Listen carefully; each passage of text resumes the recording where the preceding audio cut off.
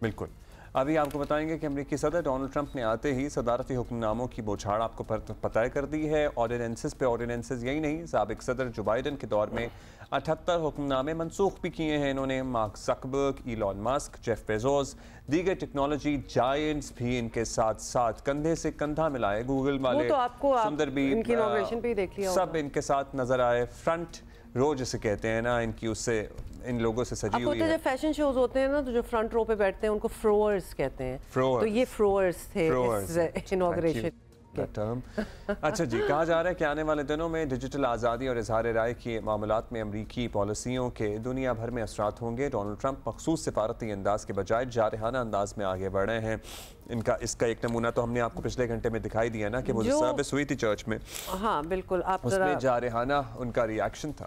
اور آپ کو جو ری ایکشن ہو رہا ہے اس میں کیا ہو رہا ہے؟ بڑی بیماریاں ہیں بھائی اس عجیب قسم کے موسم کی. بٹ اینی وے میں آپ کو بتاتی ہوں کہ سب کچھ یہ بڑے جارحانہ طریقے میں کر ہی رہے ہیں، جو کہ امریکہ کے اندر ہی نہیں بیرونی دنیا میں بھی تبدیلی جو ہے وہ بڑی ایک ہوگی. ایک سٹانس بڑا مختلف ہونے والا ہے. ٹرمپ نے ایک انتظامی آرڈر جو ہے اس میں وفاقی ملازمین کو ورک فرام ہوم کے بجائے آفس آ کر کام کرنے کی ہدایت کی ہے. which will be very difficult for people کیونکہ وہ کافی عرصے سے ورک فرام ہوم کے عادی ہو چکے ہیں. وہ ماڈل کام بھی مہینے میں ایک دفعہ بس اپنے آپ کو ظاہر کرنا ضروری تھا، اس کے علاوہ ورک فرام ہوم کر سکتے تھے. بٹ چلے it sounds very frivolous but actually it was that model was also working کیونکہ اس میں بھی بڑی سرویلنس ہوتی ہے کہ آپ ایکچولی ورک فرام ہوم کر رہے ہیں کہ نہیں. In any case Donald Trump نے آزادی اظہار کی بحالی اور حکومتی سینسرشپ کو روکنے کے لیے بھی حکم نامہ جو ہے وہ جاری کر دیا ہے، جس کے تحت میڈیا پر جو جیسا بولنا چاہے وہ بول سکتا ہے. پہلے بھی یہ نہیں ہو رہا تھا، کیا خیال ہے؟ کوئی روک ٹوک نہیں ہے. پھر ٹک ٹاک پر پابندی فی الحال اٹھا لی ہے. ماضی میں آپ کو پتہ ہے وہ اس پر پابندی کے حق میں تھے. ڈونلڈ ٹرمپ نے امریکہ کے عالمی ادارہ صحت سے WHO سے علیحدہ ہونے کا عمل بھی شروع کر دیا ہے، اس کی منظوری دے دی ہے. پیرس کے جو کلائمیٹ ایکارڈ ہے، موسمیاتی تبدیلی کے معاہدے سے بھی دستبردار ہو گئے ہیں. اور ٹرانسجنڈر افراد کے بارے میں بھی ٹرمپ نے ایک آرڈر جاری کیا ہے کہ امریکہ میں صرف 2 جنسوں کو تسلیم کیا جائے گا، یعنی مرد اور عورت. ویسے ایکچولی ٹرانس پیپل کا کیا ہوگا؟ یہ بھی ایک سوال ہے. یہ تو خیر ان ٹائم پتہ چلے گا، لیکن آتے ہی جو لوگوں کو تو پاکستان میں مطلب تسلیم کیا جاتا ہے، ان کے الگ شناختی کارڈ ہیں.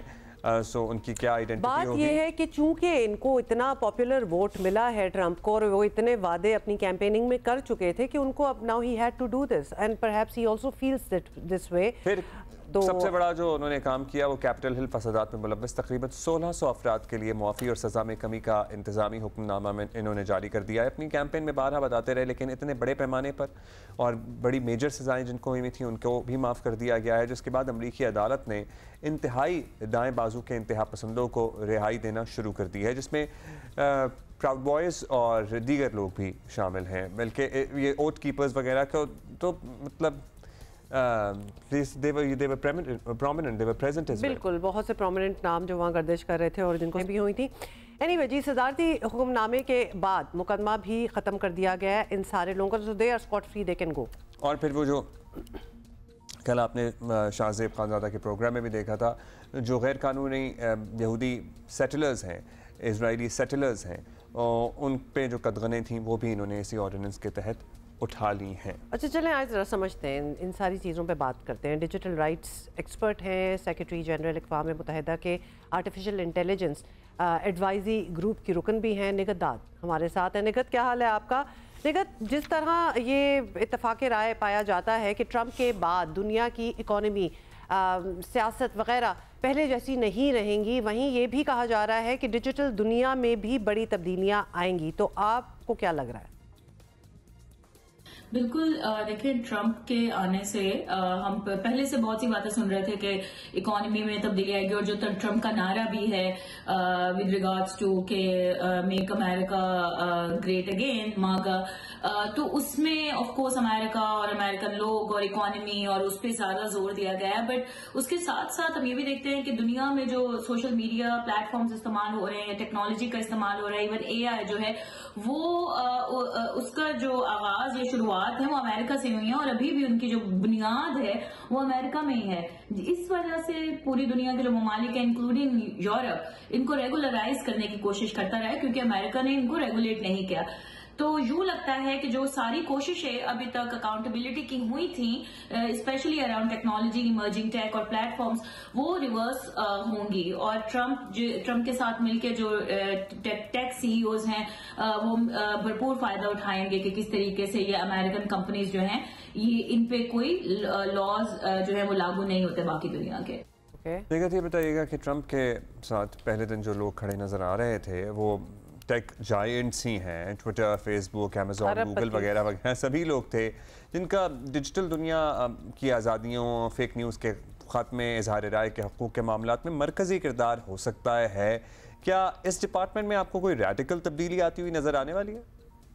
خدشات ہیں یا امیدیں؟ ابھی تک تو جو پروگرس نظر آ رہی ہے اور اتنے جو ٹیک بلینرز تصویر میں نظر آ رہے ہیں، ایسا لگ رہا ہے جیسے ٹیک اولیگارکس ہیں یہ، جو کہ نہ صرف امریکہ کی سیاست پہ بہت بڑا اثر ڈالیں گے بلکہ اس سیاست کے نتیجے میں جو ہونے والی تبدیلیاں ہیں وہ اس کا بالکل ڈائریکٹ اثر ان ٹیک پلیٹ فارمز کی پالیسیز پہ ہوگا. جو بھی چیز امریکہ کے مفاد میں ہوگی ٹیک پلیٹ فارمز اس کو فالو کریں گے، اور آف کورس ان سارے سی ای اوز کو دیکھ کے یہ نظر آ رہا ہے کہ یہ سی ای اوز جو ہیں یہ لوگ ہیں جو ڈیسیجن لینے والے ہیں اپنے پلیٹ فارمز کا، اور یوزر جو ہیں وہ کہیں بہت پیچھے رہ گئے ہیں. ابھی جو ریسنٹ تبدیلیاں ہمیں میٹا کی بھی سننے کو ملی ہیں وہ بھی تشویشناک بات ہے کہ آپ صرف امریکہ کو مد نظر رکھ کے آپ نے کچھ ایسی تبدیلیاں کی ہیں جو کہ باقی دنیا کے یوزرز کے لیے خطرے کی گھنٹی بجا سکتی ہیں.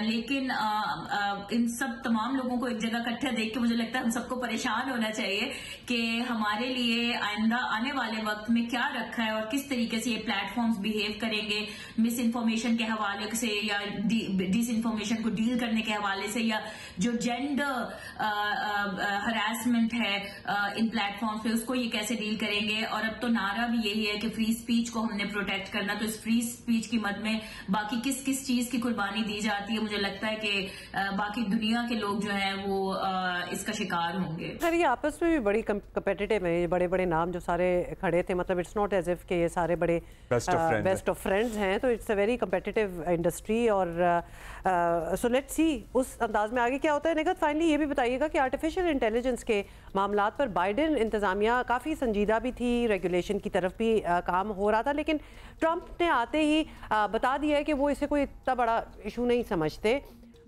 مطلب اس اسٹیٹمنٹ اور اس سٹانس کا کیا مطلب ہے؟ کیا امریکہ اور دنیا کو اس پالیسی کا فائدہ ہونے والا ہے یا نقصان؟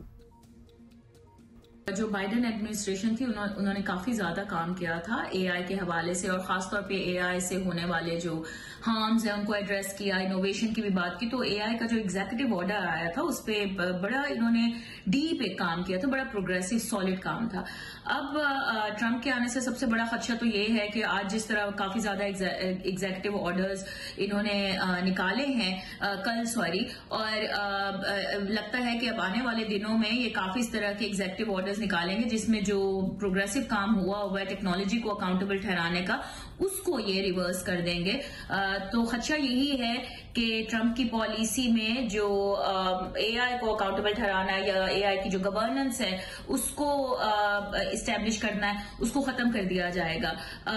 اس کا فائدہ تو دنیا کو نہیں ہوگا، نقصان ہی ہوگا، کیونکہ ایونچولی ہم ہی لوگ ہیں جو کہ ان گوروں کی بنائی ہوئی ٹیکنالوجی کا استعمال کرتے ہیں، ہم پہ یہ ڈمپ کی جاتی ہے بلکہ فورس کی جاتی ہے، اور پھر ہمارے پاس کوئی آپشن اویلیبل نہیں ہوتی کہ ہم اس ٹیکنالوجی کے ساتھ ہمیں کام کرنا ہی پڑتا ہے. ہمارے پاس آپشن ہی نہیں ہوتی کہ ہم اس کے ہارم سے کیسے ڈیل کریں. اس کی جو ڈیزائن ہے، ڈیولپمنٹ ہے، ڈپلوئنگ ہے، تو آپ کے پاس بس ایک ٹول آ گیا ہے اور آپ نے گلوبل ساؤتھ یا گلوبل میجورٹی نے اس کے ساتھ ڈیل کرنا ہے.